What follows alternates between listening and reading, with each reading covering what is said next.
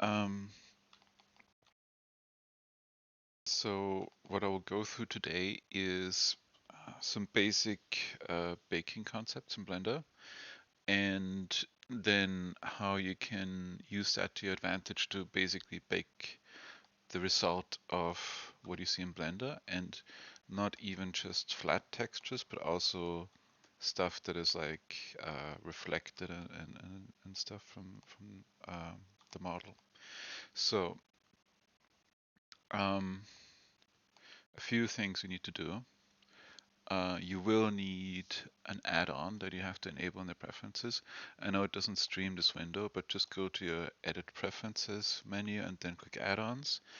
And then on the top right, search for Wrangler and enable the Node Wrangler add-on. And we only need it for like a very simple use case, which is Control Shift and left clicking on nodes in the node editor. That's the only thing we use it for. And that is very useful to preview nodes or node outputs. So for example, if I zoom in on this, we see we have our body color node and our shader and our output. Now, currently we are seeing the shader output, which means it's affected by light and shading, has like smoothness and everything. But let's say, for example, I just want to see what this texture looks like. I hold down Control Shift and then left click. What this will do, it will bypass the shader and plug the texture directly into material output. And that also means it lost all shading. It's just the texture, right? And so this allows you to preview what the output of a node is. Say, for example, we want to get a bit more fancy here and invert this, then we can preview that. So we can preview the inverted texture here. And then if you want to plug it back into the shader, we just press Control Shift and left click on the shader and we have the shader again. Now if you want to connect this up, we can of course do that as well. Then we have the inverted texture, but it's also shaded. You can press Control, actually hold on, I should enable, is that possible? Because the screencast keys are not shown, so I'm not sure. You don't see which keys I'm pressing. But anyway, it's not so important. You can press Control X to dissolve this node and connect the texture back directly to the shader. So we're going to make use of this. We're going to change our shader slightly so we can bake the results of what we see here into a new texture. And let's get straight to it. How do we do that? If we, for example, want to bake something to a new texture, we just add a new image texture node. And we create a new texture in that image texture node. We could just call it body baked, and let's give it some resolution. We don't need alpha in this case. And color space is going to be sRGB because it's just going to be a color. And if you look here on the body texture, we will see that it is just a plain body texture, nothing special. But now let's try to bake it. To bake it, you need to go here to your render properties and select cycles. And I highly, highly recommend that you select GPU compute here. And if it doesn't exist for you, if you can't select GPU compute, you have to go to Edit, Preferences, and click on System. And when you click on System, there's the Cycles Render Devices section on top. If you have an NVIDIA 20 Plus series, you should use optics. If your card has RTX, you should use optics. Otherwise, you should use CUDA. And if you have an AMD card, I think you should use HIP, if I'm not mistaken. Or you can also try optics. Anyway, I will tell you if it doesn't work. So yeah, you can only bake textures with the Cycles render engine, and you should try to use GPU compute. Now, the next interesting or important thing to talk about is the sampling, because cycles is I don't know what it's called, but basically it's doing some physics-based raycasting to render stuff. And because it is raycasting, the more rays you send, the higher resolution or the less noisy your result will be. If you only send a handful of rays and they get all bounced around and reflected, then your result will be very noisy and doesn't look as good. So this is what you control with the samples here. And you can change that here as well. So actually you can get a preview of what that looks like if you go to viewport shading, which will give you a preview of what your final render looks like. And you can see it actually looks pretty good, and it almost updates real time. But let's uncheck denoise, and you'll see as you move around, your result is very noisy. I don't even know if that compresses well over Discord or not, but anyway, the result is pretty noisy. And you can, if you remove the samples, then it also shows you what the result is with one sample. It is very noisy and doesn't look very good. So that's why you should have a few more samples. And for the viewport preview, the viewport setting here is only for when you view it in here. This is the best setting. You enable denoise, which enables an AI denoise algorithm to remove the noise, and then you just have a few samples. This is usually good enough for the viewport. Now the render settings are for when you press F12 and you actually render your scene from the camera, which we're not going to do, but the same render settings apply to baking as well. And for most cases, you can set the samples to 1 when you bake textures. I will tell you when you have to set it higher, but for most cases, you can set it to 1. And when you bake textures, you should always disable denoise. The reason for that is that it is an AI image denoiser, and it only works on the 2D images that it creates. So for example, if you render something here, you get like a 2D image of this here, and it will run a denoise algorithm on what you see here. The same goes for textures. So it will run a 2D image denoise algorithm on this, which you can already guess what's wrong. On your UV seams, it doesn't know that this is actually connected along this here. And so if it denoises something, it would have to make sure that the denoising is applied consistently along this edge and this edge because it is connected on a 3D model. But it doesn't. It has no idea about that. It just does a 2D image denoising, and it usually looks pretty bad. So you look at visible seams if you bake textures with denoise enabled. So always keep this disabled when you bake textures. And now how do we actually bake? There's a bake section here, and it has a bunch of different bake types. In our case, what we want to do is we just want to bake the diffuse. Diffuse is basically just the base color of a shader. Like it has no shading, nothing. You can disable these and you only get the color attribute. And so, sorry, did someone ask a question?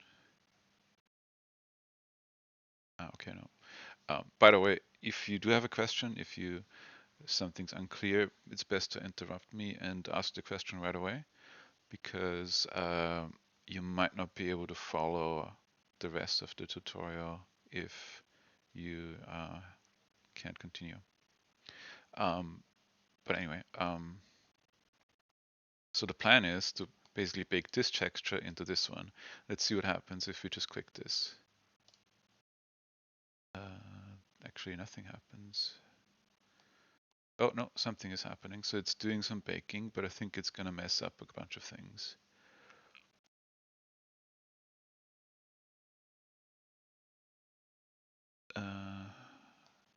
Yeah, I think something happened, but it wasn't. Okay, so it did something here.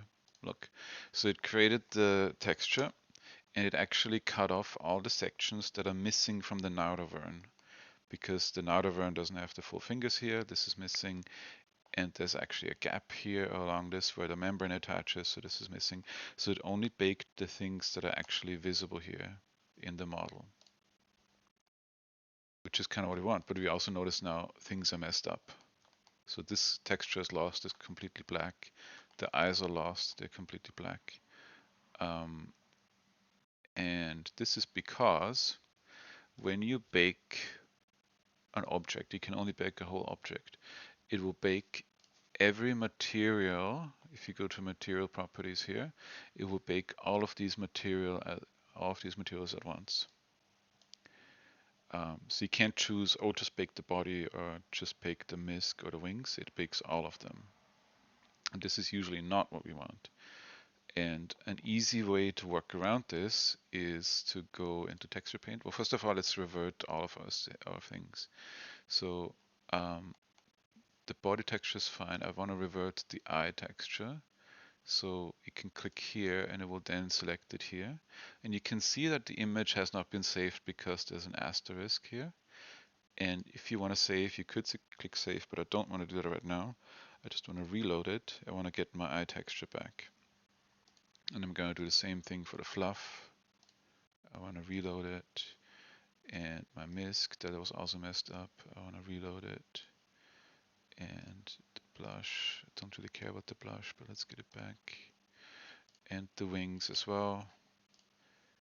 Wings, oh, I have to click here. And I'm gonna reload this. So now I got everything back. But how do we get to the point where we can just bake what we want? Well, there's a few ways. You could, in theory, go into edit mode, then select your material, then press P to separate, and then you have it in a separate object, and then you delete all the other materials, like this. So now you can only bake the body. But separating and combining stuff is annoying because when you combine it again and you don't merge the vertices, then you have actually duplicate vertices here. Because if you go here, then there's a vertex here and vertex here, and you have to merge them, which is annoying. So that's not usually what I do. I do something a bit more simple. I go through every material, add a new texture, image texture, and I call it dummy. Just make it 1 pixel by 1 pixel because a texture has to have a size, but it's only 1 pixel. And it's just a dummy texture that will get baked all the time. Like every time I bake, I'll bake to the dummy texture except for the material that I actually want to bake. And this is actually quite fast because it's just 1 pixel. It doesn't really take up many resources. It's fairly quick. So that's usually the texture. That's usually the way I do this. Now, unfortunately, it is kind of difficult to figure out what the active texture on a material is. So baking always happens to the active texture on a material. And there's only ever one active texture on a material, and it is not obvious from looking at the node graph which active texture is selected right now. So for example, you can tell that the texture on the left here changes when I switch between the texture nodes.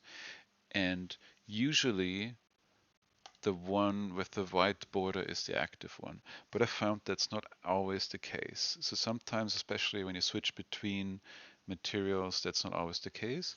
So the best way to select the active texture is to go to texture paint mode, go to your material here, and then this is your active texture, is always going to be the active texture. And so for body, I want to bake to the body baked texture.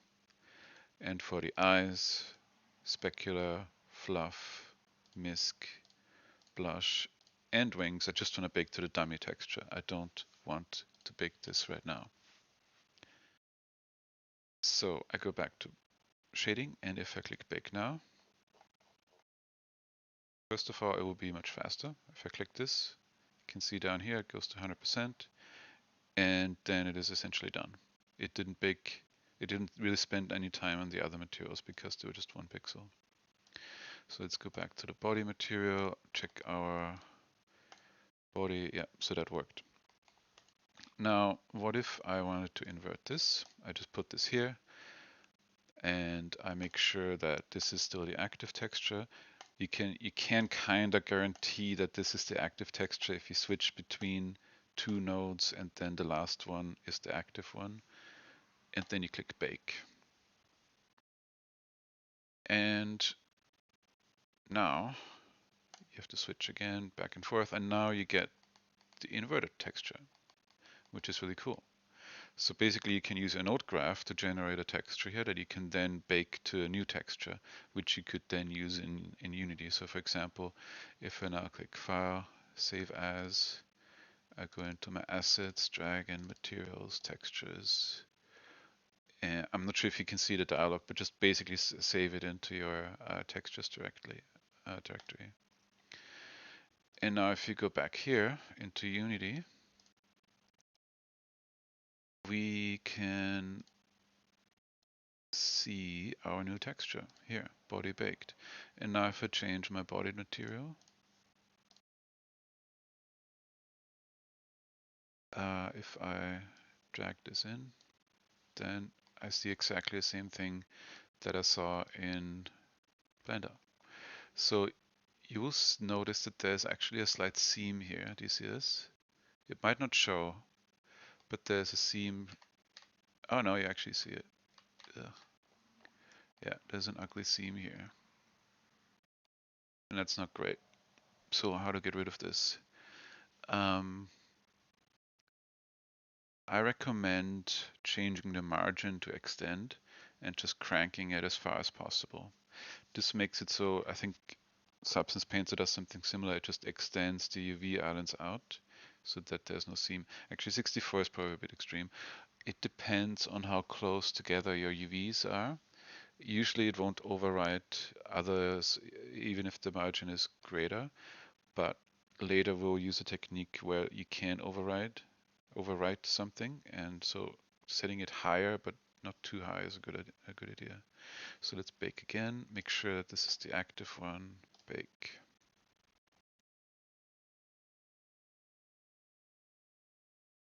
And this has been baked, and if this reloads, hello.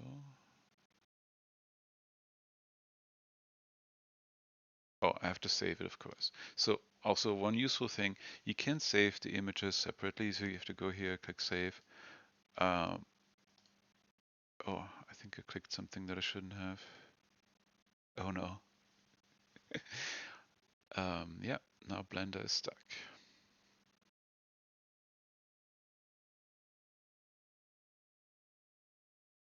Yes, click one wrong thing and you lose minutes of your life.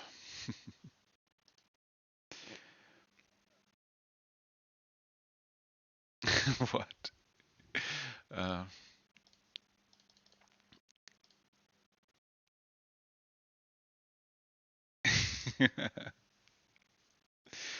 um, well, okay, let me give you another lesson. I'll close Blender and I will show you how useful autosave is.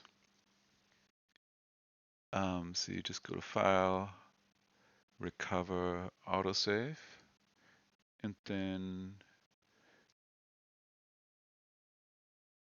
oh no. Well, autosave didn't work. All right, well, let's start again.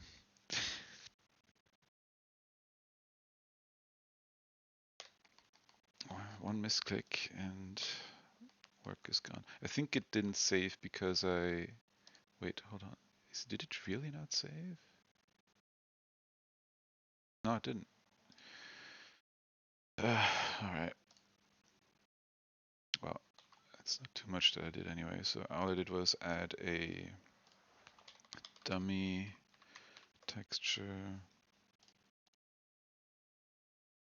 and I put that on all the materials.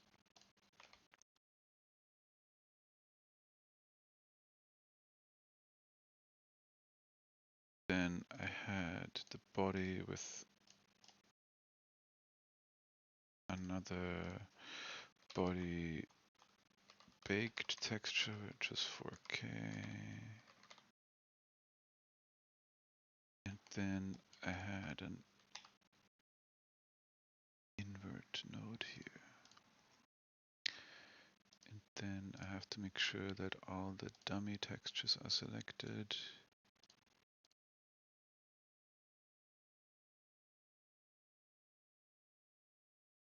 Looks good. Now I have to make sure that my bake target is selected. No denoise, one sample, baking diffuse with only color, crank this, set to extend, and click the body and bake.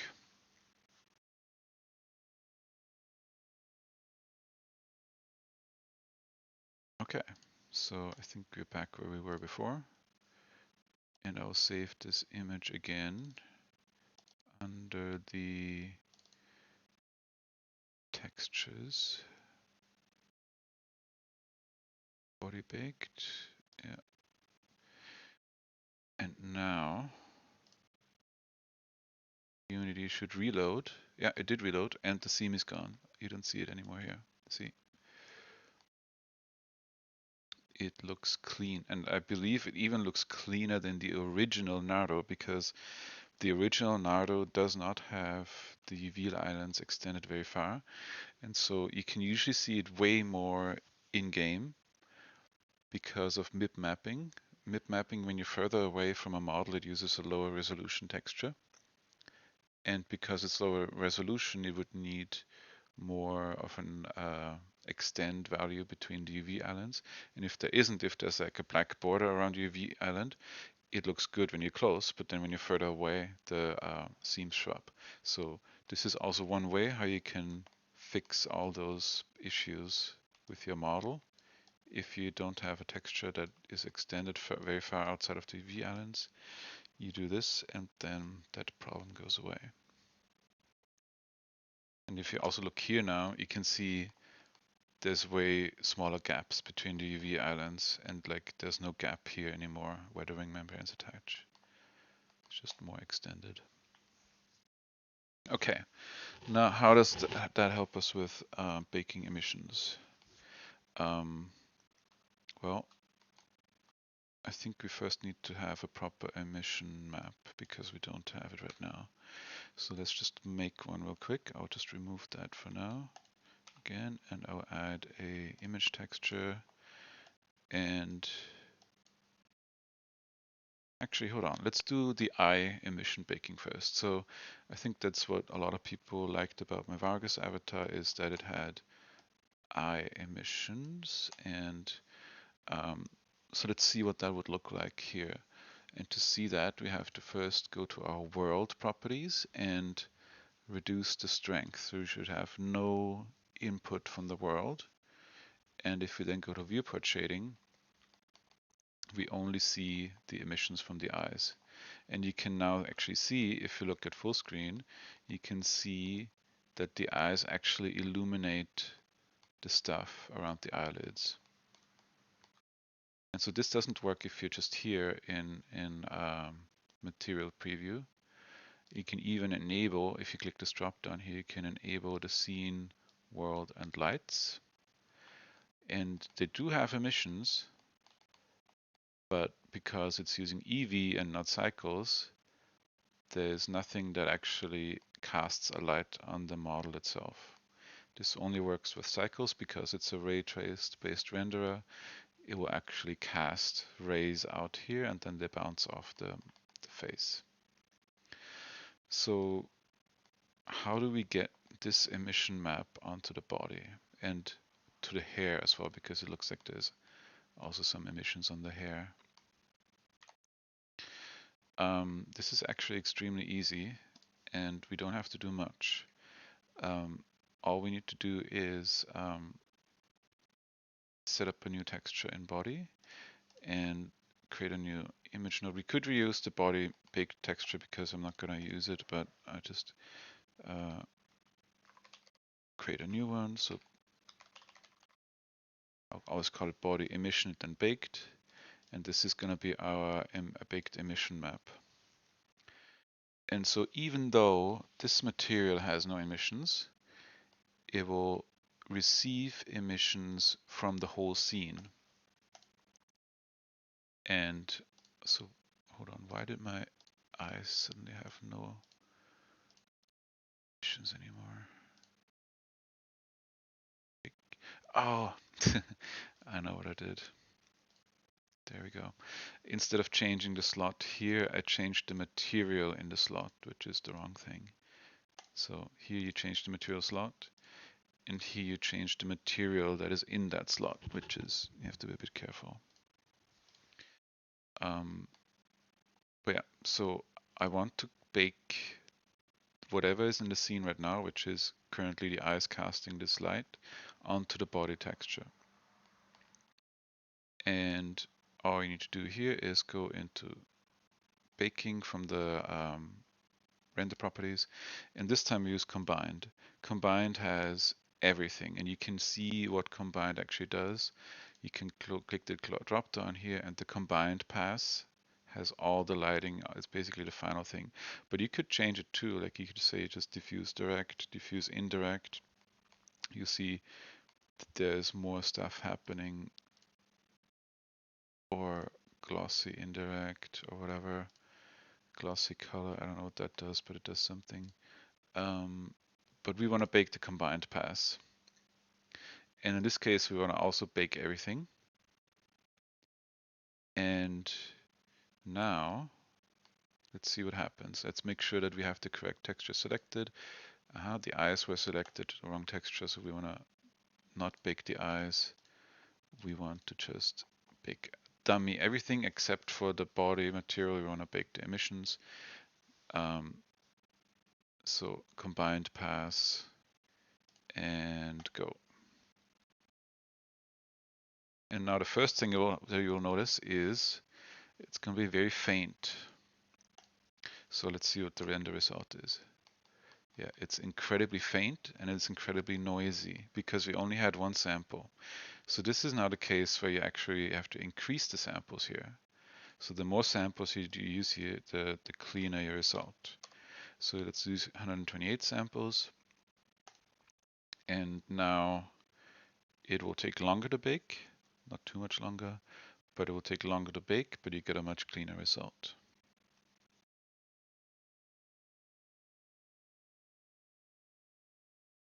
And so the reason why you need to use more samples here now is before the ray casting was basically super simple. You already had one texture and it didn't need to ray cast. It just had to cast one ray onto that very pixel on the same texture. And it already got the correct value from the first try. There were no bounces, there were no reflections, there was no light or anything that hit it. So it only needs one sample, it already gets the correct value. But as soon as you introduce light, reflections, or other material properties, then you need to use more samples. Okay, so what happened now? Still pretty noisy, but a bit cleaner. Let's crank the samples to over 1,000. So usually you do like lower samples when I'm just testing stuff. I want to see if everything kind of bakes correctly so that I'm not sitting here 10 minutes for a bake to finish. But the final bake, you should increase the samples as many as you can afford. Like sometimes even using 1,000 samples is not enough to give a good result. So you have to use like 2,000, 4,000 samples or even more.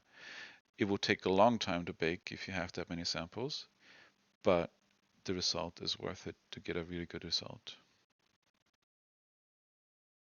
Yeah, and normally you could use denoise to reduce the number of samples you need and then just rely on the AI image denoise algorithm to remove the noise for you. But since we're baking, we can't use it. So normally when I'm rendering like a normal image that I want to show off, then I use denoise and I can be very conservative with the samples. But for baking, unfortunately, we can't. So we have to use a lot of samples to get a smooth result.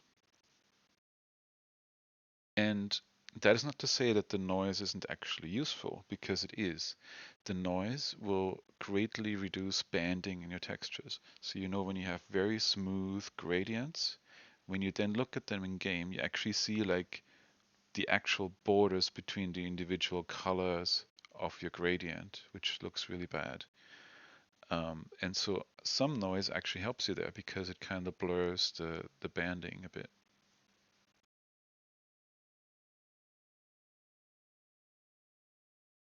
All right, so this took quite a long time now, but our baking is done, and yeah, it's still a bit noisy, but I think it will look pretty good in game. So let's just see what it looks like if we were to put this into Unity already. So just save it as a new texture. You can click here, save image, save as. And then this will show up here, body emission baked. Um, let's figure out what we can do with our shader. Have to restore the body color. And let me also immediately adjust the this here, because by default the Nauru has already emissions, but I don't like them a lot, so I just usually disable it. So you can see it looks a lot flatter now. Like normally the Nauru is always kind of bright even in the darkest worlds, which is I guess useful sometimes, but I usually like a more realistic look. And also here in the light and shadows, where is it? Yeah, min brightness we should also set to 0. Otherwise, if you have min brightness set to any number, it is effectively as if you had an emission setting, because it will never be darker than the value you set, which basically acts like an emission. But I want this to be completely black if there's absolutely no light. And we're gonna delete the emission map here, because now if I select only the body, I want to put in my body emission baked map. And I can crank the emissions a bit.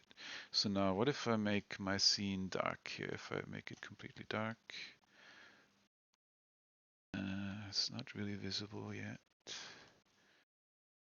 All right, that's why. So I turn it on, and yeah, you can see that the inside of the eye suddenly shows something. If I crank it even more, you will see that it looks like the eye is casting light outside of the eye socket onto the rest. Now, this is kinda okay, but now you run into other problems. So if I look for the eye bone and rotate it, actually it doesn't look too bad. So I guess the Naruto eye doesn't move around too much, but because of how texture baking works, if two meshes intersect at a certain point, like the eye mesh intersects with the eye socket, usually the mesh that is inside gets baked to a completely black color, so there's no color information in it. But it looks like for some reason this worked here, and yeah, we might be able to work through that later once we try a different example. But basically, this is already working pretty well. If you were to go into a completely black world, I'm not sure.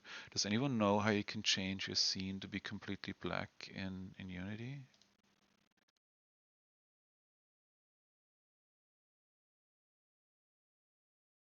Window.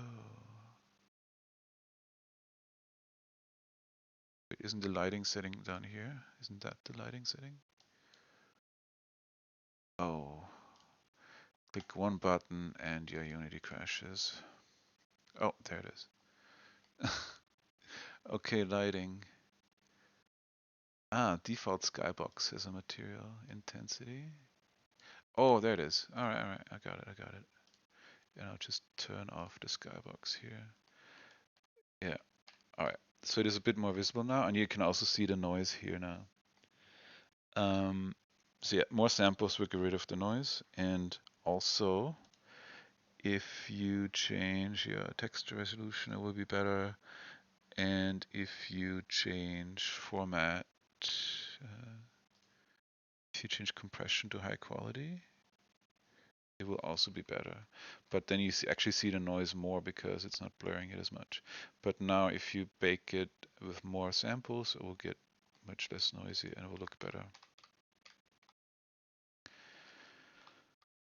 So that is the basics for baking emissions that are just basically happening here.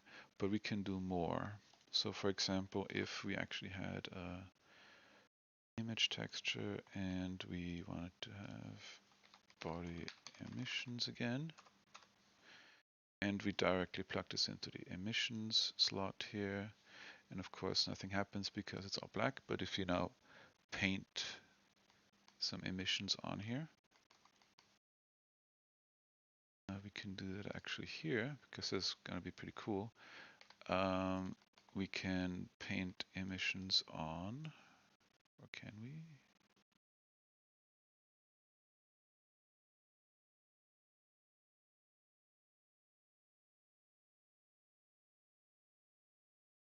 Okay, so it doesn't actually work. All right, I didn't know that. But yeah, basically we can paint on an emission pattern that you want. For example, let's put it under here as well. I'm just doing something really ugly, just as an example.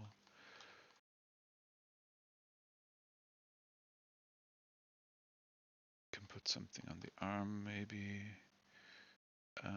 Let's help us a bit by making it shaded. Can put something here. And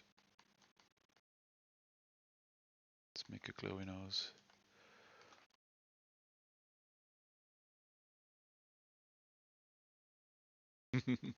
Yeah, so let's see what that looks like here. All right, so we can already tell that because of these emissions, there's going to be a bunch of stuff that's getting projected onto the wings. And the nose doesn't do too much.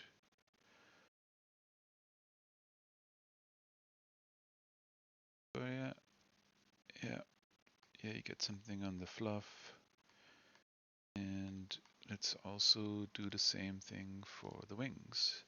Let's put some patterns on the wings as well. Texture, emission. Get up to the wings.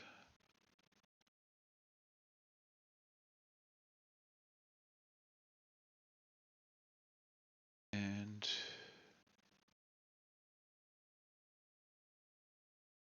just a random blob, maybe. Yeah, why not? Here, it's the crude heart.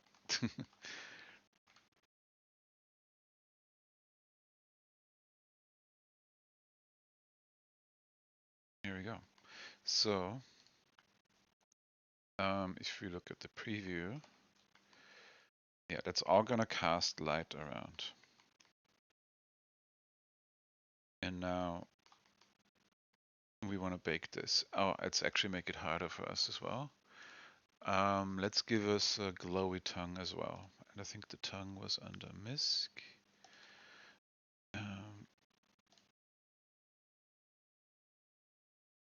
Misc emission.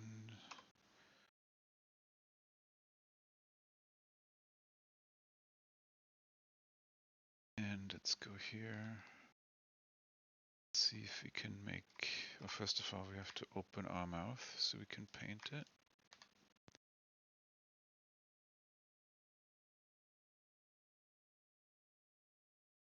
So I have to mask it.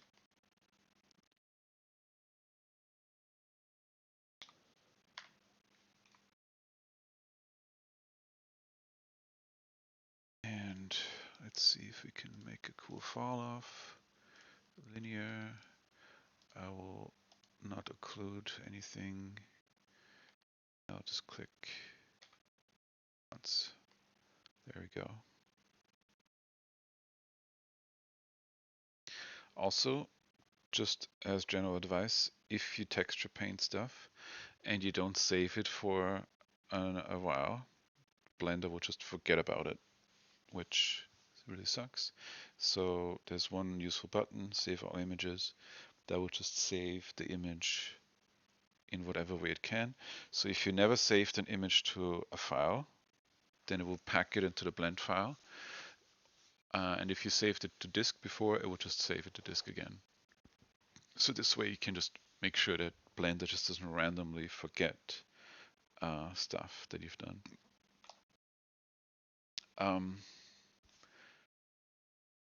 All right, so let's look at what this looks like when it's actually rendered.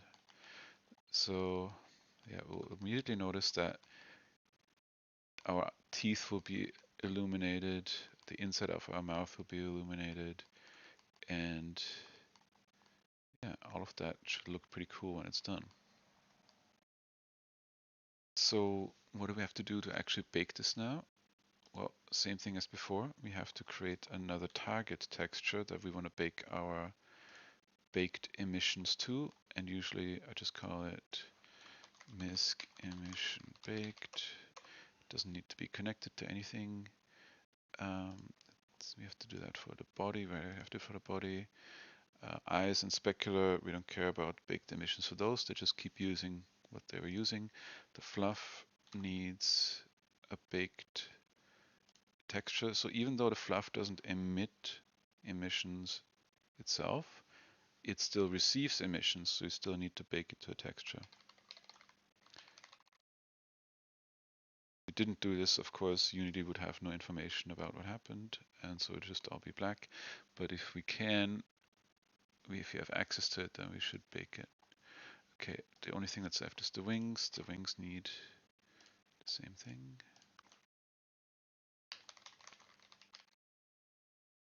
Okay, so now we have all of our target textures set up. I want to make sure that they're all selected here. So make sure wings, emission baked, misc, emission baked, blush is still dummy, fluff, emission baked. These all are dummy, and this is wrong one. This is body emission baked. Okay. Oh, yeah, usually let's go to shading.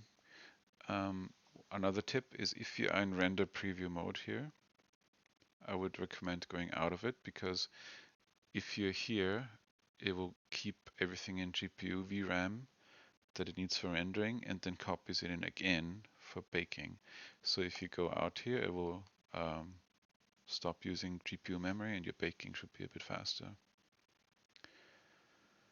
Now I'm not going to do 1,000 cycles, I'm just going to do 256 samples. I'm going to do combined everything and click bake. And so this will now take quite a bit of time. So even though the percentage down here goes up fairly quick, it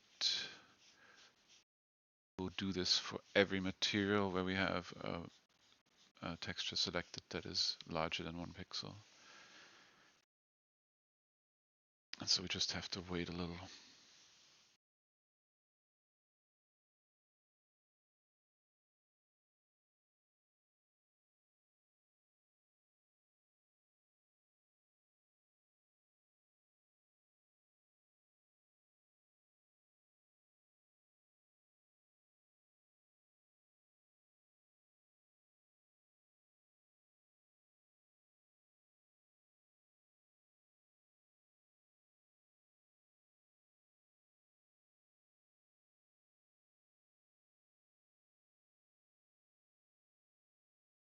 Yeah. This is where having a faster GPU would be good. But you'll notice that if you don't already have a pretty high-end GPU, it will take even longer.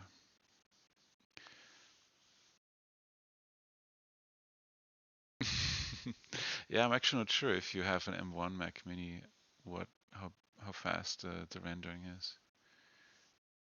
I think there's a new Apple API.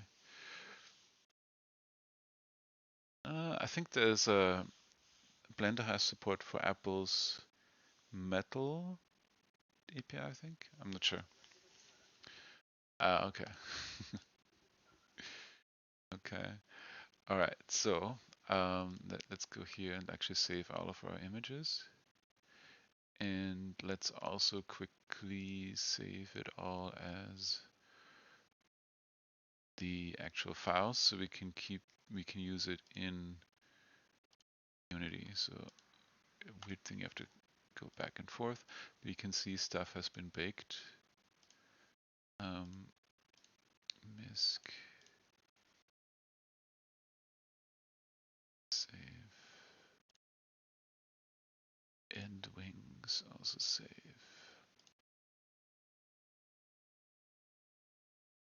Okay, now if we go to Unity, we will get a couple of new textures, and now we have to go and set up our emissions. So you can bake the eye emissions separately. I'll show you how to do that later. So you can turn them on and off independently, and also you can link it to your blink. But currently it looks like it is all just one map. Let's do the same thing for fluff. Enable fluff emissions and fluff emission baked. Put that in here. You can see that stuff starts happening if I crank the emissions here. Misc, same thing. Misc emission baked. Oh, this one actually has a mask in here. Let's remove that because we don't want the mask. Does the fluff have that as well? Oh. No, the fluff didn't have a mask, so that's fine. This as well.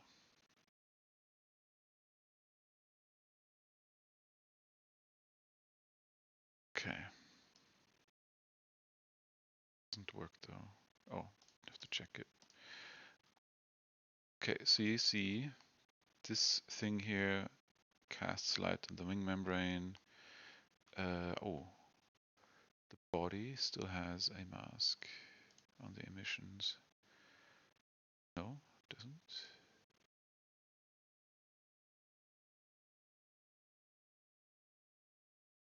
Why is this showing the fluff texture then?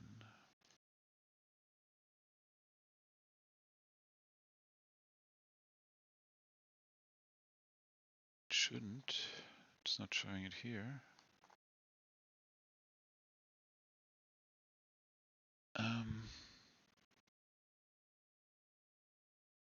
Yeah, replace base color as map. That has to be unchecked. And this actually has to be unchecked for all of them. Yeah, so now it looks correct. I think now the eye emissions also look a bit better. Of course, it's still noisy because we didn't have a lot of samples, but in general, yeah, should start looking pretty okay.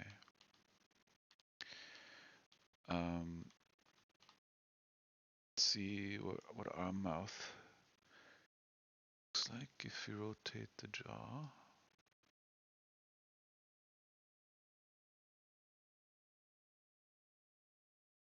That did not work. Why did it not work? There we go. That's why it didn't work. Okay, so we can see that Misc caused the teeth to also get illuminated. And so you might be thinking, hey, that already looks good, we're done. And unfortunately, no. So I'll show you why. The problem is this. The fluff, how can I show it? Why doesn't it show it? So if individual fluff strands move around now, you can see they can move a little bit, but now that they've moved a bit, they leave this black spot behind, because when we baked it, there was fluff there, so that didn't receive any light. That's the same problem that I mentioned earlier, is because we baked it like this, it is now black. So if you were to put this in game and you walk around, your fist bones or whatever your body moves around, it starts revealing those black spots that were covered in the default pose, which kind of sucks. And the same is true for the Y-seams too. Yep.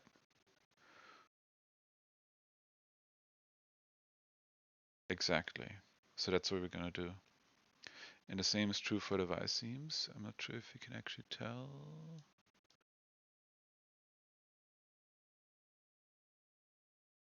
Actually not so bad with the Y-seams.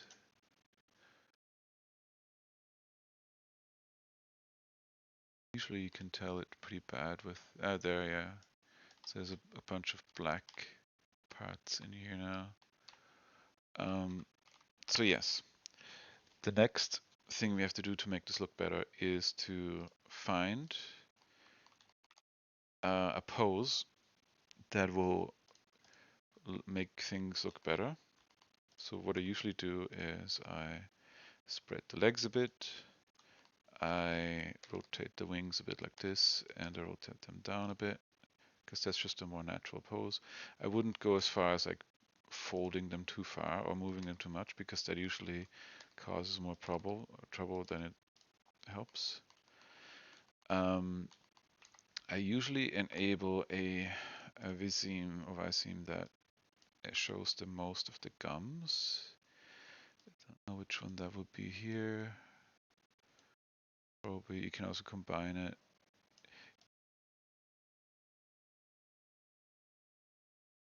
This one's pretty good. So we can close the mouth a bit again and rotate the tongue down.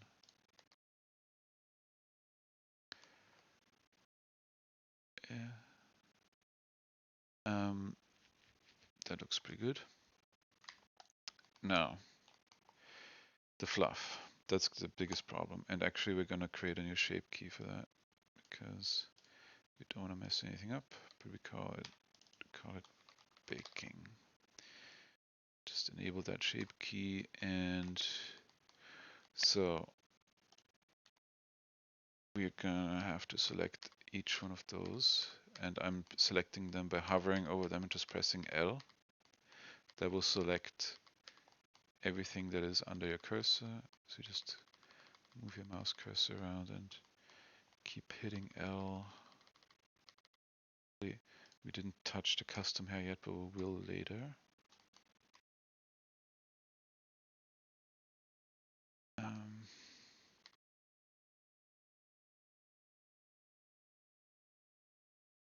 Oh no, did you say deselect the body? So Shift L deselects whatever is under the cursor. So if you accidentally selected something, Shift L, and then that gets deselected. And so I'm not going to worry too much about the horns, because they are actually not going to move in relation to the head at all. So even if this area under the horns here is completely black, that's fine. But what I will move is the ears, because the ears are actually intersecting with the horns in the rest pose, and that would make that part where they're intersecting black, which is kind of bad. So just rotate them out, rotate them out, rotate them down a bit, and just make sure that they're not intersecting with the horn too much. Just like this. But you also have to watch out that they're not intersecting down here. So this is where it gets a bit tricky.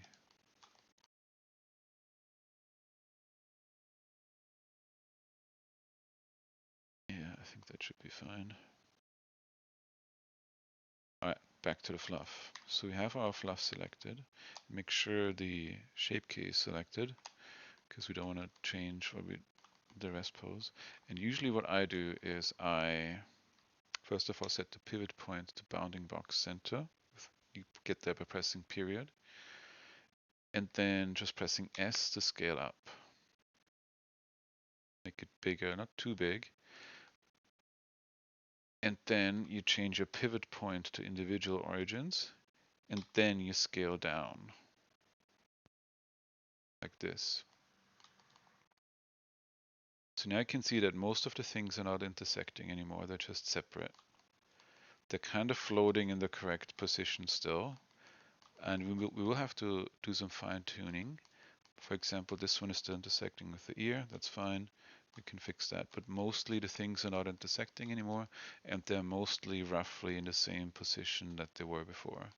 So I'm actually gonna just scale it down with bounding box center a bit because I want to get it closer again to where they were.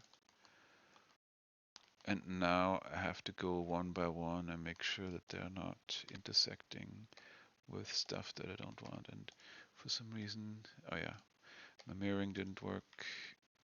I have to make sure that the correct mirror mode is enabled. Yeah, now it moves in mirror mode. So I just move it around a bit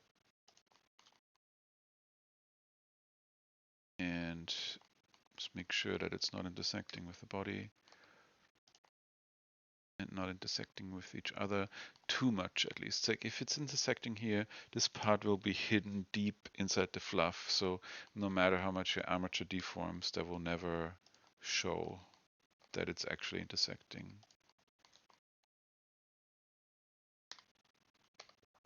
Yeah, so I gotta move that out a bit.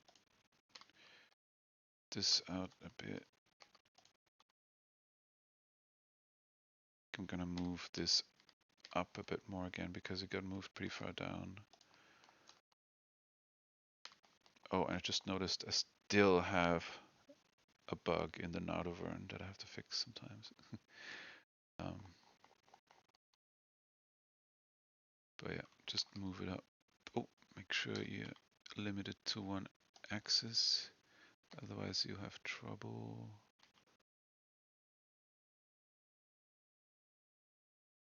Fine. And of course, I forgot this, we also have to do it for these.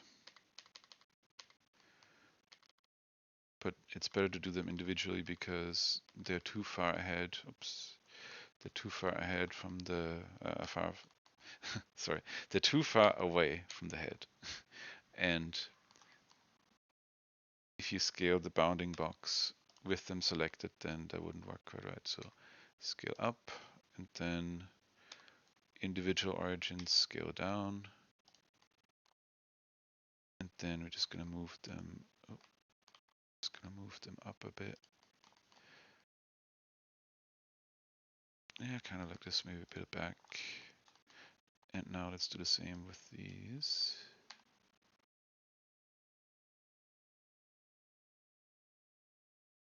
Catch everything, yeah, I did. Scale up with bounding box. That's a bit too much, maybe. Scale down with individual origins and then move around a bit. Yeah, looks pretty good. You have to do that for these two, but I'm not going to bother at the moment. Works exactly the same way here as well. And yeah, oh, this doesn't look quite right. Just move it over here to a little bit. This also doesn't look right. Just move it a bit around.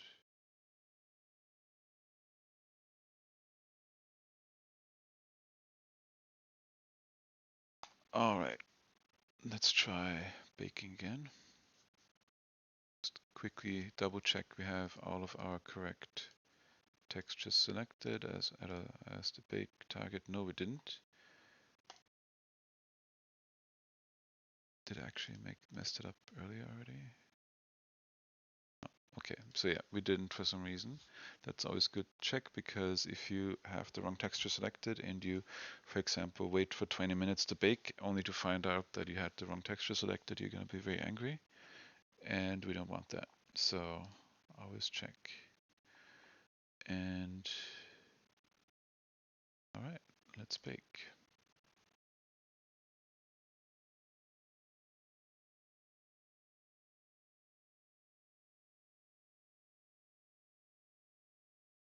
And so hopefully we will see that this thing will look different and that the emissions onto our fluff will look a bit better. Also, I don't know if you're aware what these things here do, but this basically means it's enabled in viewport. You can see it in viewport, and this means that it's enabled for rendering. And this setting actually respects what is baked.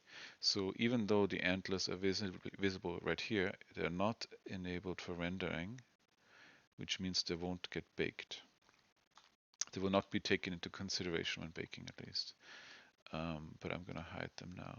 But it also means our custom hair was not being taken into consideration, which we'll have to fix later.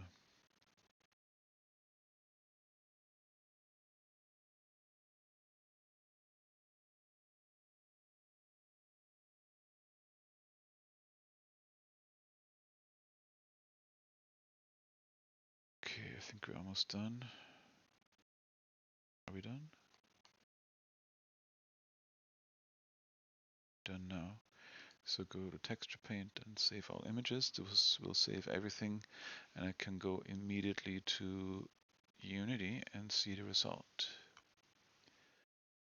And looks like it's a little better.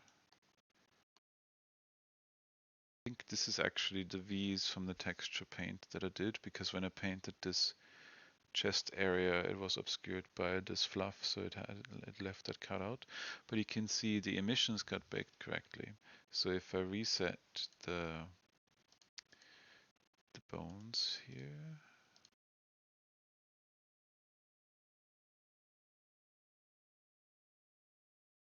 yeah. So even if for example, the chest fluff moves a bit, there won't be any weird black patches showing, even if this moves a bit. So that's what we want. And it still received some of the emissions, even though it was further away from the body.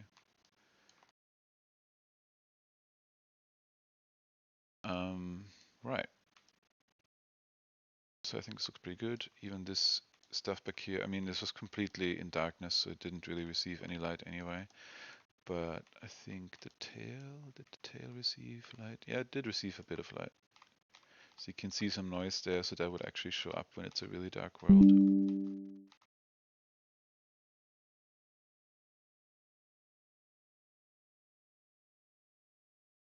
Okay, so this is already pretty good, but it's not perfect because all the emissions currently, they take into account the base color. So consider the case when you shine a light onto a body that has color, then the resulting color will be influenced by the body's color, which most of the time is what you want, especially if your model is not really changing. But in the case of where you want your baked emissions to be changing color in Unity, for example, hey, I want my emissions to change color here, so I just go to my emissions here and start hue shifting. It's like, cool, yeah, that kind of works. But you can see that the body color is affected, is still represented here. So because the body had color here, it changed the color of what was reflected, or the color of the bounce lighting, because that basically affected yeah, this area here, which in this case, yeah, kind of what you want, unless you want to hue shift, or unless you want to add special effects or whatever to it. In this case, what I usually do, I create a group, because a group lets me change shader settings for all materials at once. So I can make, it doesn't work like this. I think, so you select this and press Control G. It will make this, which is kind of confusing because it looks really ugly because it has so many inputs. But you can then go to this the sidebar and go to group. And we basically only want base color and emission. Everything else we don't care about. Everything else we set in here. and the group output is the shader output. And you can go back here, and so we have this group and just call it shading. And so what I'm going to do now is I'm going to replace all the shaders with this group here in all materials that I care about, which is the MISC for baking. Just delete this, get this in here and reconnect it. There's probably a better way to do this, an easier way, but I don't know it, so I just do it the slow way. Ah, come on. Shading group. There's no emissions. Then we just have to do it for the body. This wasn't so bad. Because if I do this now, I can change all materials at once without having to go through all the materials and change the settings. So I go in here, and for example, if I now disconnect the base color, I get this, which is a white body with just emissions. This looks pretty bad here, but if we now go in here, suddenly our emissions get much brighter everywhere. And it's not affected by the base color anymore. So you can see what difference it makes if I connect the base color up again, or if I disconnect it. See? So in this case, we actually want to bake this. And you can control how much of that you want. If you make it completely black, then basically you get barely any bounce lighting. If you make it completely white, you get much more bounce lighting. And you can then also go ahead and use the roughness to slightly change how you want your bounce lighting to look. And of course, if you make it too smooth, you actually get proper reflections. And I can show you what that looks like when you bake it, but basically don't expect that when you move around that your reflections will move around as well. They are baked into the texture. They will appear, but they're static. They're not moving around when you move your viewing angle. But let's bake this and see what happens. It's, for some reason that was changed again, so we want to change the body emission baked, fluff emission baked, misc emission baked. Everything got changed for some reason. That's why I said earlier, always double check. And all right, go out of this mode so our baking is faster, and we click bake.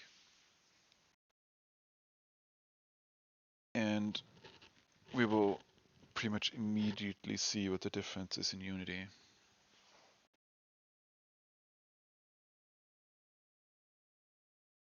Once this is done, of course.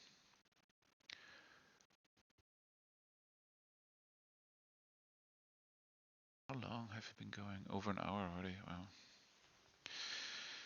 People are going to be bored watching this. I know with tutorials that you find on YouTube, it's always people talk too much and everything takes too long. And I probably would be able to make a much shorter tutorial if I actually wrote the script and kind of recorded it and made it all way more professional. But I don't know, it's a lot of work, and this is easier. I just sit down, I know what I want to do kinda, and I just wing it, and people watch. I think this is kind of useful for everyone, and I don't know, people on YouTube, they can watch it in 2x speed, and hopefully it's still fast enough.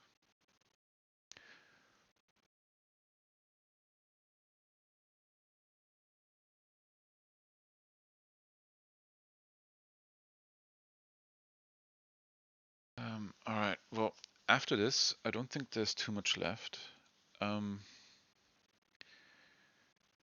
that's basically the secret behind baking emissions. You get all the bounce lighting, you bake it into a new texture that you then set as your emission map in Unity. If you want, for shiny avatars, I can also show you how you can bake a custom matcap, which I did use for the latex Nodovern and for the latex sea wyvern. That will be pretty cool because you can then kind of fake the self-reflections. So the thing that I just mentioned, let's see what this actually looks like. the thing I mentioned where your reflections show up in your baked map, but they don't look good. We can make that look better. But yeah, you can, oh yeah, here it is. Look. So these things here are actually reflecting the heart on the wing, or this thing here. And this is static. You see, we move around, it doesn't move. It's like, yeah, sure. It doesn't look too good. So that's why you want to use a fairly high roughness value, so probably at least 0.5, so that these things just disappear or don't show up as much.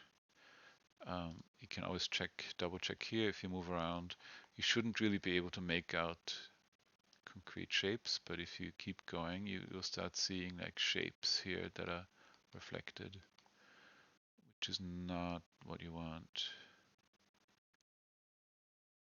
Okay.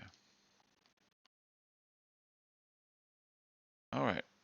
Well, this looks pretty good. So usually what I do at this point is I go into the animation tab and go to the action editor, create a new action, and then select the pose and click create pose asset. Then you can also change this to baking, because this way you can always go back to this pose when you want to render. So you can reset the pose, no problem. But then when you want to have it again, you can go in here, go to animation, you click and drag it to the right. That's how you can blend in the pose. And then you have it back. Also, one thing that you might not notice, it took me a long time to figure out. You have in your action editors this baking action set. So you might be wondering, okay, I go back here, I have this weird pose, I reset the pose with Alt R, everything's fine, right? So you press tab and tab again, and suddenly the pose is back. It's like, what? I just reset it. And I reset it again, tab, tab, it's back. This is because this action is here. So you just press X here. And now if you go back here, you reset your pose, you press tab, and it stays. This took me a long time to figure out why this was happening. But I don't know, it might be more obvious for other people. It just took me a long time, it was annoying. Okay, so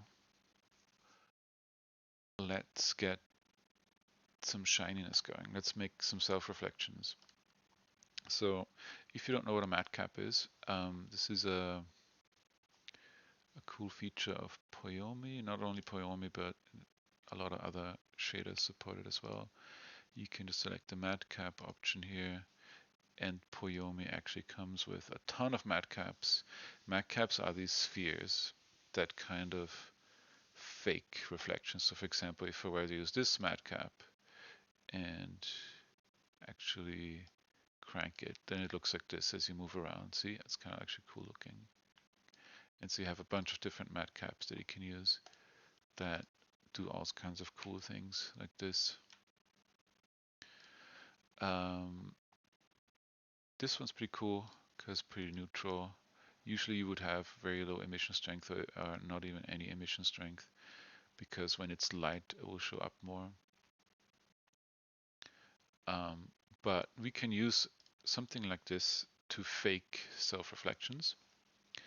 And let's see how we can do that. So to bake a matte cap, you saw we just need a sphere. So let's add a mesh. Let's use an icosphere, doesn't matter. And let's subdivide it quite a few times to get a really smooth sphere. And it's fine if it's 1 meter by 1 meter. And now we also add a plane. We want to rotate it around the x-axis 90 degrees. So it is like this. And we also want to move it back along the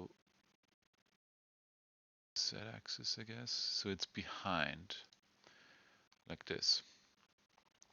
So you can already see this kind of looks like the matte cap texture that we had earlier, right?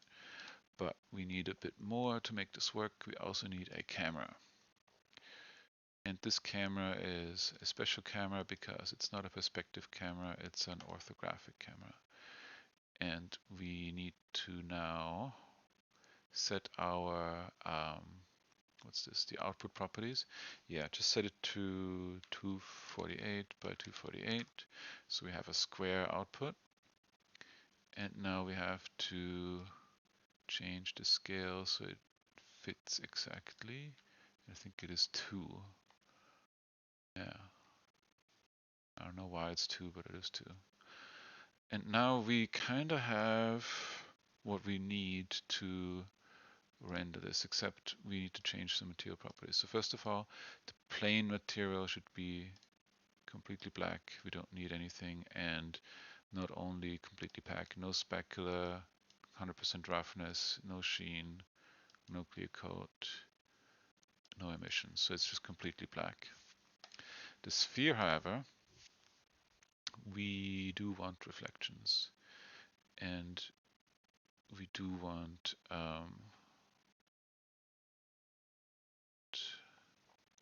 roughness, yeah, low roughness, and we can already check what it will look like in render preview. So you can see there's some stuff being reflected from the Naru Vern up here, which is exactly what we want to bake. Let's make our lives a bit easier. Let's just add an empty and then put these into the empty, because then we can move it all as one. And what I also do is actually duplicate our model here. There's, oh, actually not yet. I want to change the pose first. So I don't know if there's a better way to do this, but I usually just do it like this. I create a pose that basically shows the model from its side. And then I duplicate it, move it to this side. Then I take this guy and move it to the other side. And then I take the mat cap and move it up. So you can already see what the mat cap will be doing. It will have these fake reflections from this side and from this side, and nothing on the top and the bottom.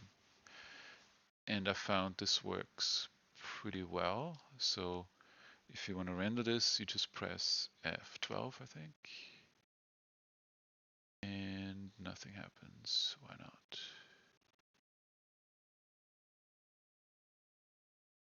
Get anything?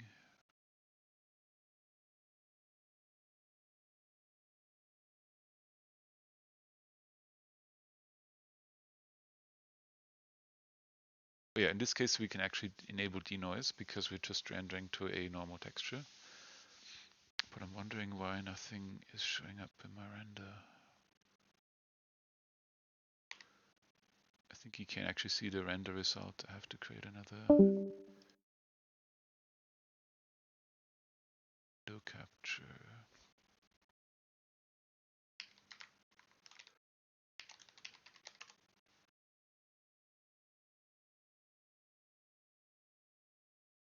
Yeah, okay, so now you can see the render result. But as you can see, it's black for some reason.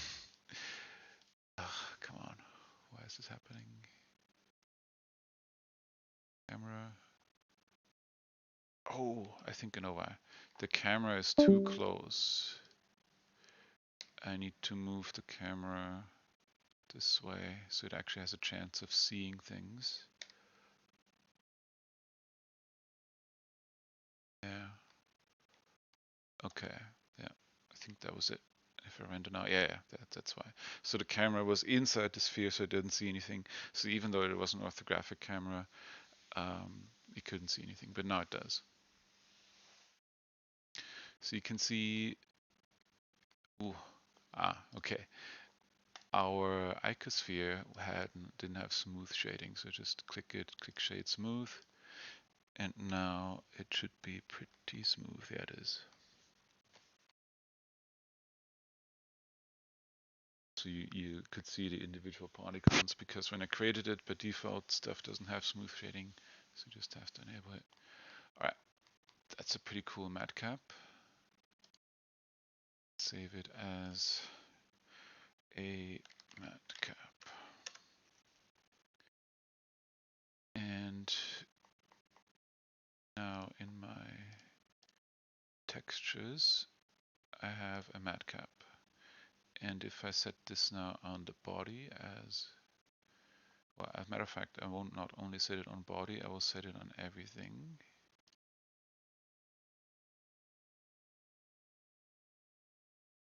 Matcap. And I will set my own custom matcap. And I think this has to be 5. And now as we move around, you can see, like, I'm not sure if you can actually see it much, but you can see some reflections around the body, but this might not be good enough. Let's change it a bit. Let's take our empty and move our sphere back a bit. By moving it back, if you look from the front, it will be getting more of the reflections. And also what I'm going to do is I'm going to increase the specular and reduce the roughness even more. It's a bit more blurry.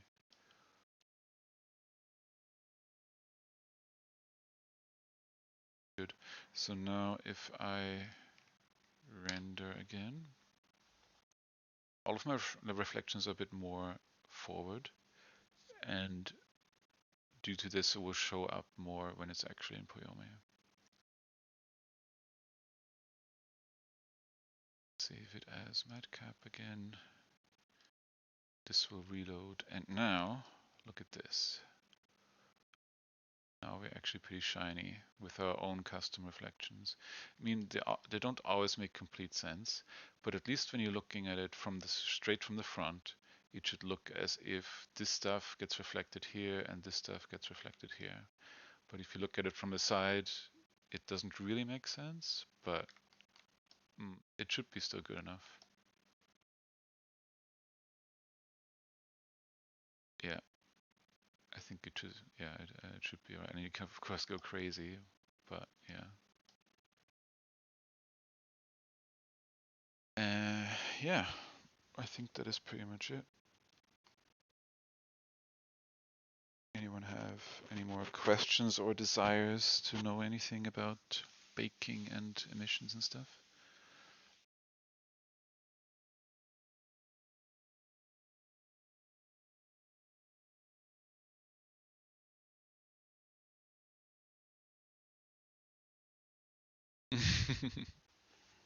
Yeah, sure.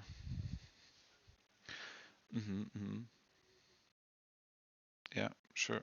Well, one more thing I could probably show is, remember I made this group that makes it easy to synchronize all the changes I'm making across all materials. So this is also helpful if you want to bake other things, but also especially helpful, for example, if you have a normal map as well. It's a bit annoying to set up, but let's say, okay, let me add a normal map input. The input is a vector. Add a normal map input to the group, and I will just create a very crude normal map real quick.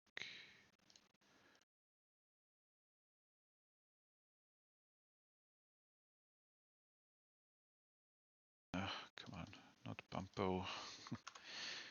And because it's a bump map, I want to have it 32-bit because that gives me more to work with. And I will create a bump map from that. Then I will plug it into the normal map. Let's quickly texture paint it a bit.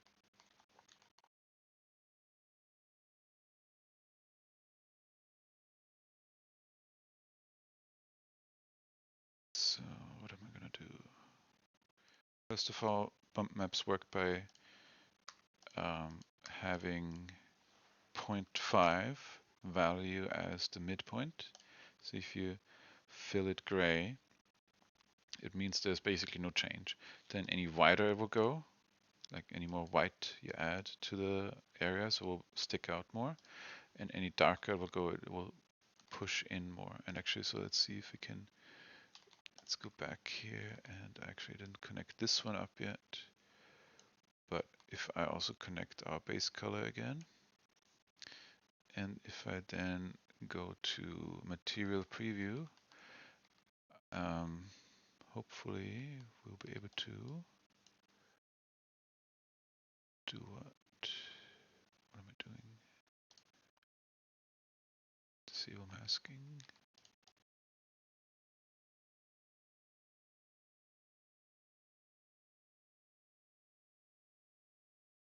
What am I missing?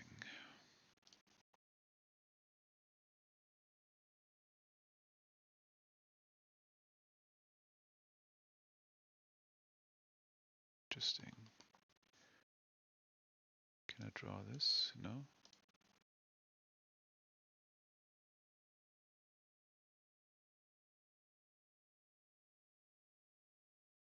Alright, what am I missing? Something's wrong.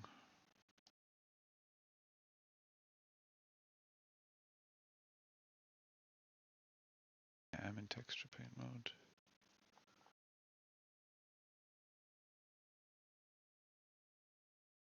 This is one of those cases where I just don't know what's up. Hello, draw, please. Options. Masking? No, no masking.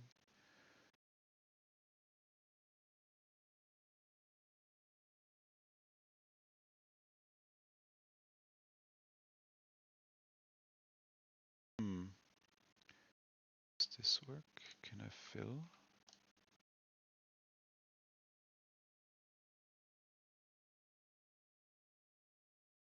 Oh, what? Something happened. What?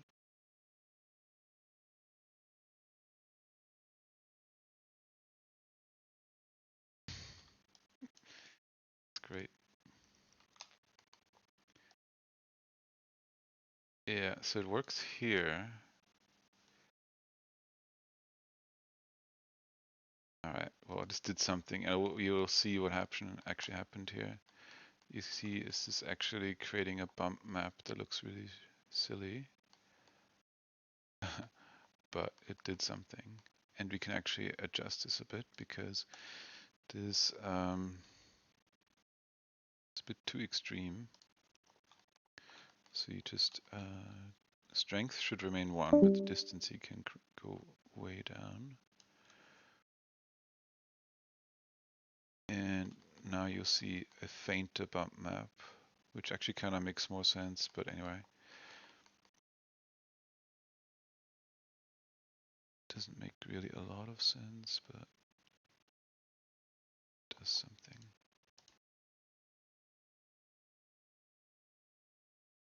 Oh, I think I know I was wrong. I think I had the wrong model selected. Let's just see if I can paint now. Yes, now I can. Great. Oh, no, that's not what I wanted. I want only body. And now I can actually draw a bump map. So it's actually pretty cool. I'm not sure if you know this technique, but you can just draw on bump map texture detail.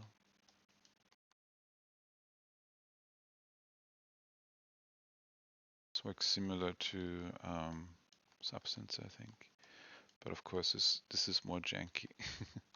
Like, see this stuff here? You just have to not make bad textures. But if we were to bake this again now, and actually, let me remove this. let's put this into a madcap collection. Let's remove our copy because we don't need it anymore. I'll just move this back and also reset the pose. Actually, not only reset the pose, I want to restore the baking pose. And now if we bake with this normal map, and I also want to go in here and unhook the base color again.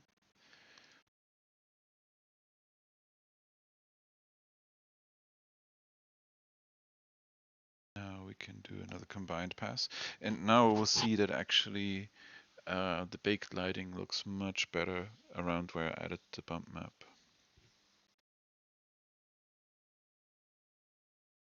Because the baked lighting especially looks cool if you have any kind of normal map that will add a lot more detail to your baked lighting.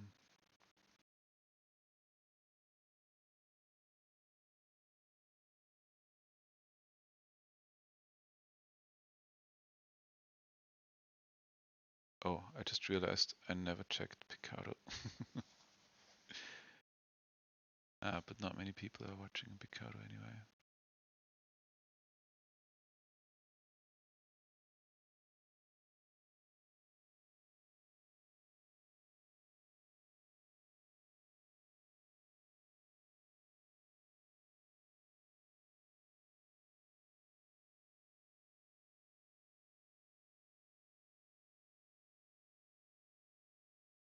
Yeah, it is streaming, I think. Yes, Marty. 4 people, of which you are one.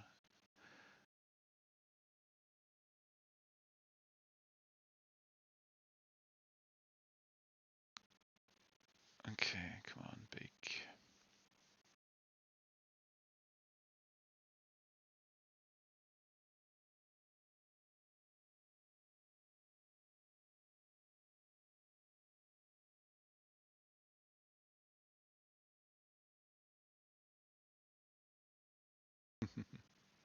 Yes, it's already pretty warm.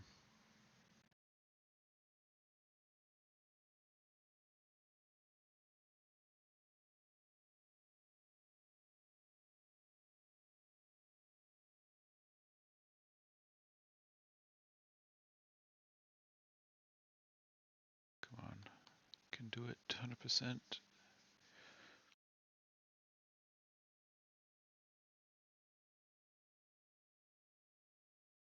Hello? Percent. Usually it does take a little bit at 100%, but usually not that long. Did I forget to set the correct textures? Oh, of course I did. Oh, this is why I say always check your textures.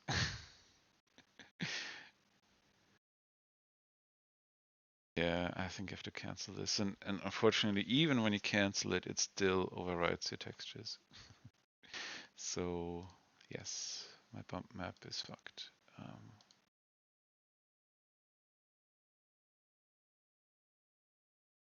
This was correct. This was correct. This was correct. This was not correct. But I want to repair my bump map real quick.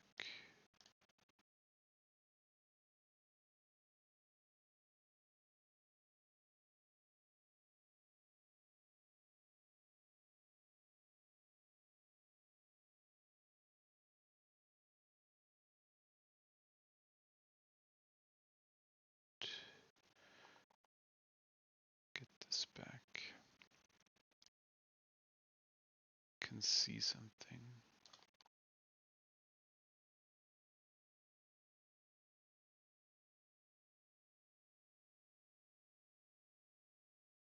Actually, why am I doing this manually? Let me show you something real cool. Because we don't have to do it manually. Instead of a bump map, what if we just have a texture, a Voronoi noise texture.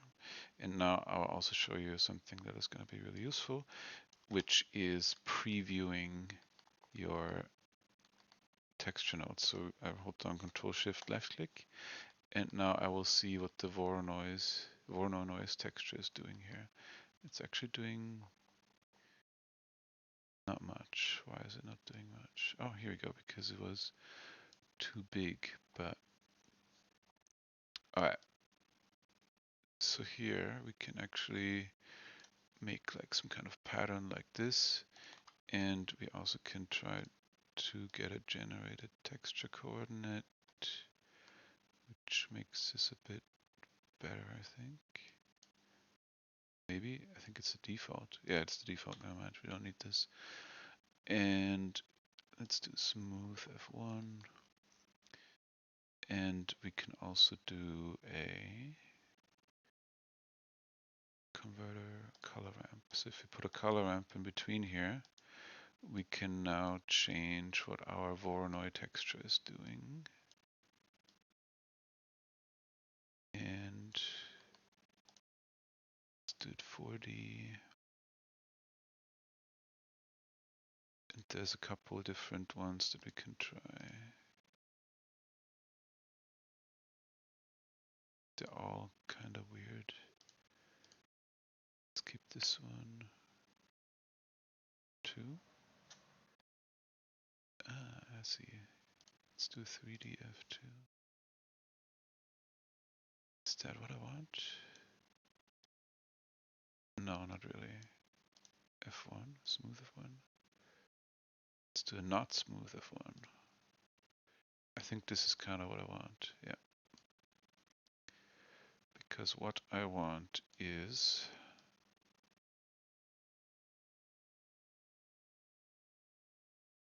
a scale pattern.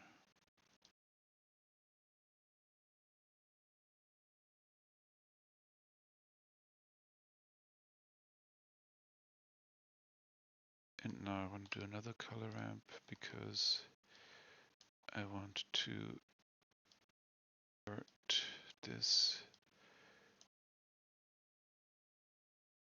And I also want to make the black only 50% because, as we know, a normal map goes from gray to white for bumping out. And now this is what I can put into the height. And now if I start previewing my group output again, suddenly we have sort of a scale pattern. It's not great, but it's better than doing it by hand. And we can even still adjust it. So if we just move this around a bit, or maybe this. Yeah. We can also set this to ease. That way everything is kind of smooth. Actually, we don't really need this color ramp, I guess. And we probably want to reduce this distance a bit. Let's make it just like this.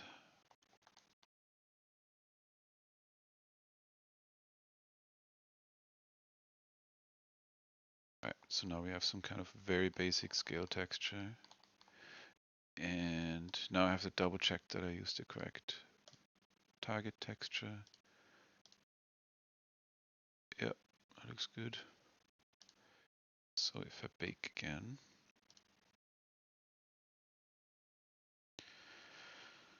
then our shading or baked lighting should be affected by the normal map.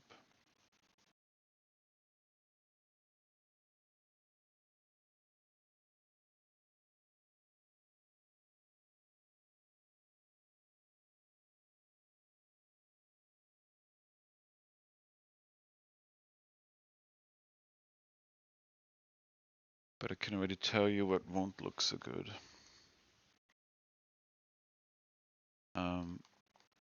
This area here. Because there's a scale pattern on it on a normal map, it looks good when there's actual light hitting it, but when it's dark and just emissions, there is actually, it's not affected by shading at all. So this will be just solid. And one way around this is to actually modify the emission map based on the bump map. I'll show you in a second how to do that once it's baked.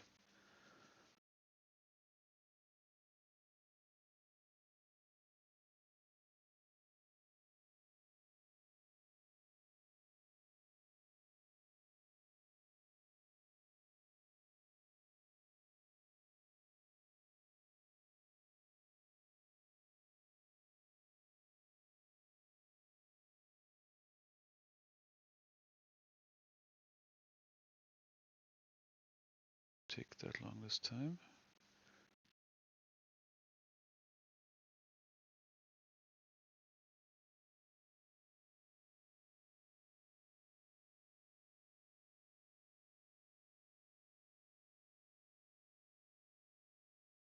Oh,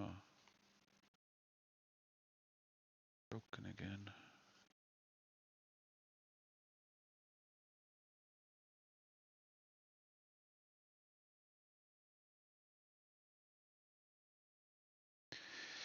It stays at 100%.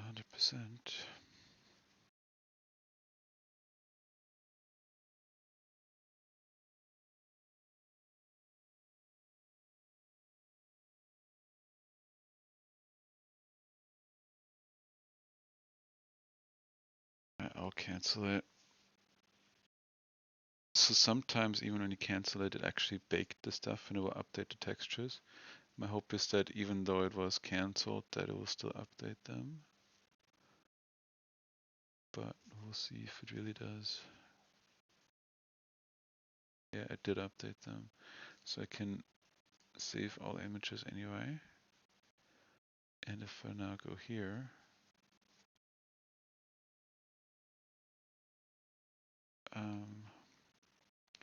we do have the normal map detail in the baked emissions, but we don't have the normal map itself yet. Let's fix that. So let's go to body, add a new texture, image texture, call it body normal. It's not a 32-bit float. And for normal maps, very important to select non-color for color space. Otherwise it'll be very weird looking. And we bake it the same way, except that we only want to bake the body normals, which means we select the dummy texture on all the other textures. And we just select normal here. The bake tab is normal. We make triple sure that we have the correct texture selected. And we click bake. Oh, no, stop. So baking normals also only needs one sample and no denoise. Oh, actually had denoise checked earlier as well. Shouldn't have done that, but anyway.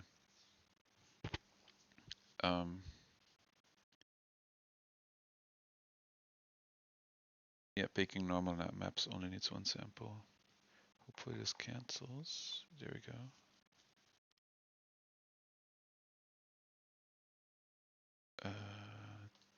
Correct, wings. Wings didn't have dummy selected. Okay, so let's reload.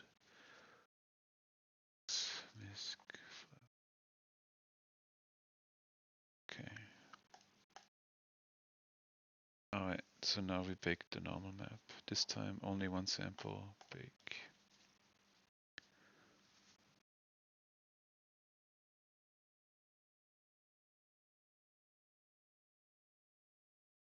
Alright, now we have our crazy normal map. Just save that. And now we can actually plug it into here. It's imported.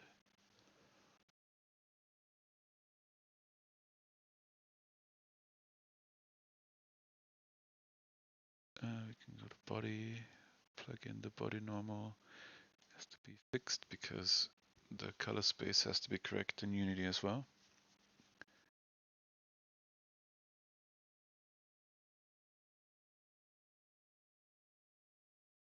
And suddenly it looks like this.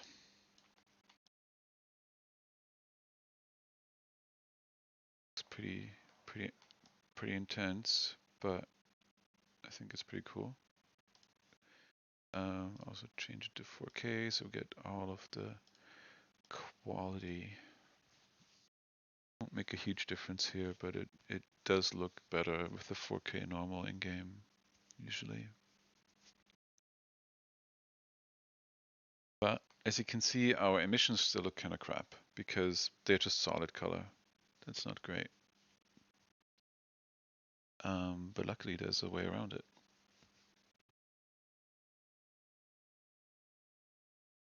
This finishes. Actually, I don't care. So what I really want in this case is darken the emissions a bit when the bump value is pretty low. So I can just do a mix color node. I plug that in here. And I also plug the output. Let's just rearrange this a bit. Come on. So I plug the output in here as well. No, I think I plug it into the factor. This should be black. Does that look right? No, it's wrong. It has to be around the other way. That looks better. And so you can even fine tune this if you add a color ramp to the factor here. And then you can adjust how this should look on the emissions. It probably should even be a bit more extreme for the emissions, so you can just move that up.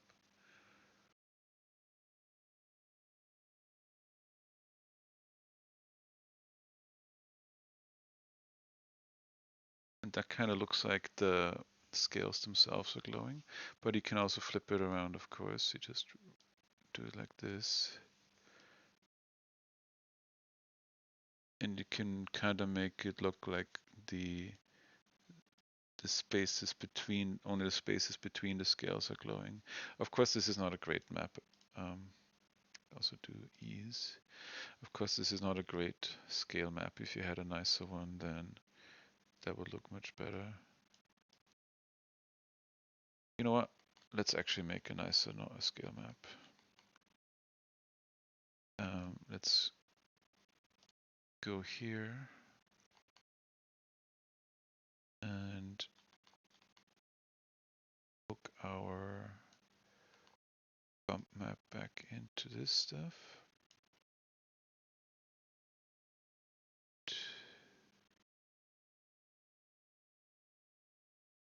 Let's reset our bump map. Bump map is actually reset. Let's fill it again with gray.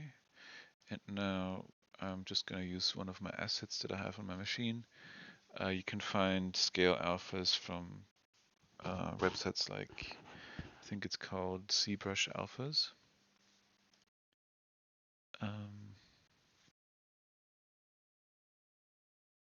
But yeah, you can use anything pretty much. There's a lot of examples that you can find on the internet. I'm just going to use a random one that I have, this one. And so to make this work, I'm just going to copy my brush and call it scales. And it will have, oh damn it, wrong thing. I want to do that for the brush.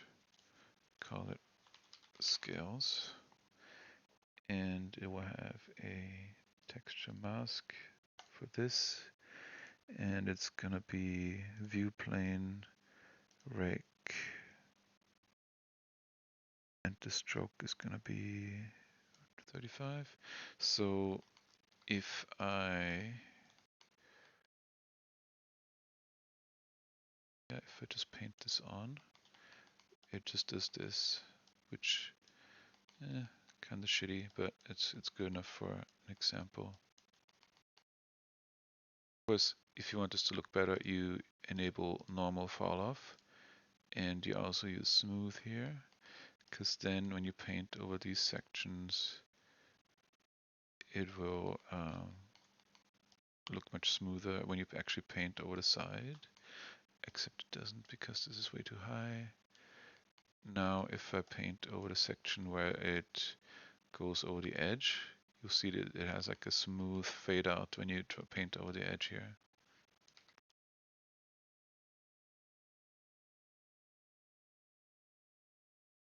Actually, yeah, let's keep going a bit. Just adding it in a few areas where it makes sense.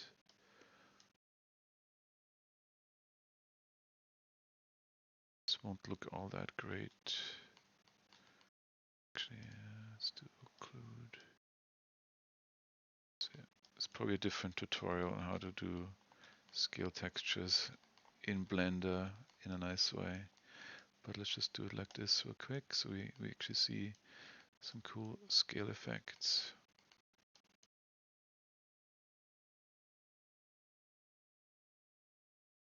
I actually want to change it over to texture, because that allows me to draw over the same area again without it just layering on top all over and over. So you can see I can just draw over it again, and it will just replace what was there before, which is a bit more useful.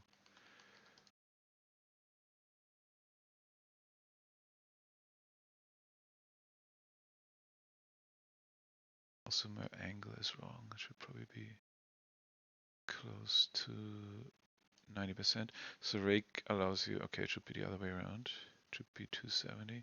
Rake rotates the brush in the stroke direction. So you can see now the scales are kind of in the right direction when I make a stroke.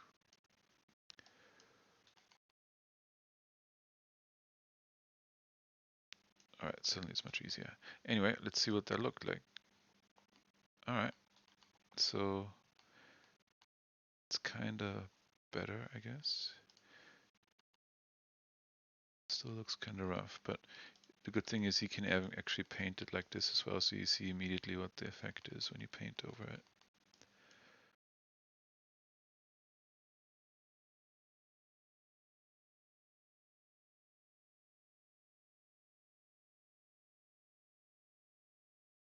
Kind of like this. So if you make it dark, let's go here instead. Yeah, so you can kind of see this is a bit too extreme, so we can adjust it a bit again. And actually we'll flip it around this time.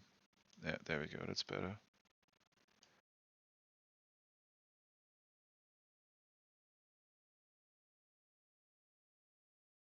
Yeah. Alright, so let's bake everything again. We need to bake the body normal, and everything else should be ignored for now. Yeah. Let's bake our normals again.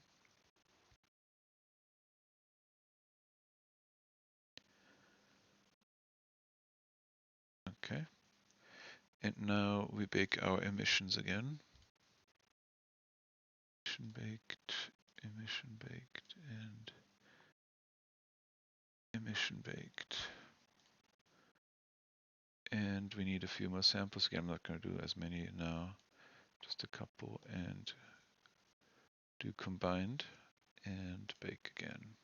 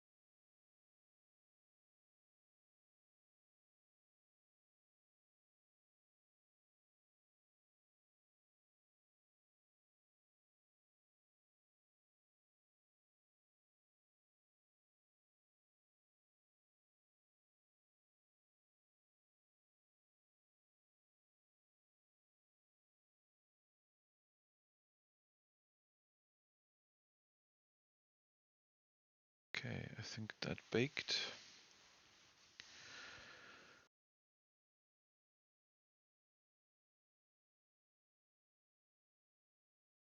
Can save it all. And now, if we look here,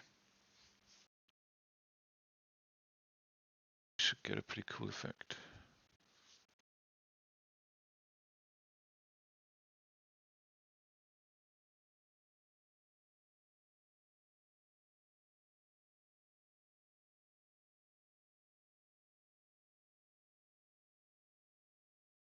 There we go.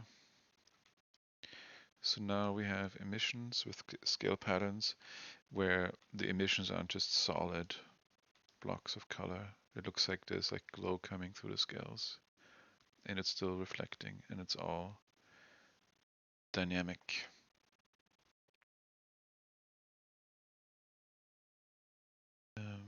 Of course, the next thing is to add a custom roughness map where you have different parts of the scales reflect light more or less, which makes it even more realistic. But I think I'm gonna end it here for now. At least for the stream. But yeah, if you have any more questions, just hit me up or yeah, you can ask it right now for those people who are here.